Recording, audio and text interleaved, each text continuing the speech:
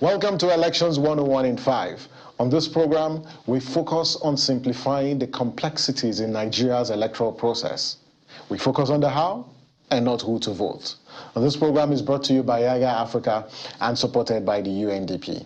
My name is Samson Itodo, and let's get rolling with the focus of today's episode of the show. What constitutes Election Day offenses is our focus. We took this question to the streets, and here are some of the responses. Now, all the bad things people they do during election to hinder the process, to disrupt the process during the whole election. I don't know any offense. Breaking of ballot boxes, voting more than one time, or, underage voting, not being up to age and still voting, to name a few. Vote buying. It's very wrong for you to go to polling units and then you pay money to voters. Now, as you find out in the course of this episode, the provision of the Electoral Act, that's the 2022 Electoral Act, speaks to the conduct of the voter, election officials, and politicians. Now, there are different classes of offenses. There are offenses committed during voter registration, during nomination. But for today's episode, we focus on offenses committed on Election Day. What are these offenses? First, any disorderly behavior at a political meeting is not allowed. Improper use of voter's card.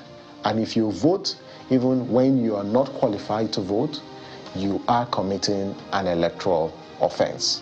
Now, bribery and conspiracy are also offenses that are spelled out in the Electoral Act. Failing to maintain or aid the maintenance of the secrecy of voting at an election is an offense. In fact, the law also says that interference with a voter casting his or her vote. So if you disrupt, you interfere with someone casting their vote, you commit an offense on the day of elections. And then, if you communicate to another person about how you have voted in an election, is also an offense based on the provisions of the Electoral Act. Now, these are a list of the do's and don'ts that as a voter you need to know as you prepare to vote in the next election or in any election. Now, knowing these do's and don'ts helps you check the process, and it also helps you protect the sanctity of your votes in an election. Please note that it is an offense to canvass or solicit for vote on Election Day. So do not campaign on Election Day because it is an offense. And this includes shouting slogans, this includes campaign either through songs or through publication of campaign posters. All of these are electoral offenses provided in our Electoral Act. It's also important for voters and stakeholders to note that the possession of any weapon or anything calculated to intimidate voters is indeed an electoral offense based on the provisions of the Electoral Act.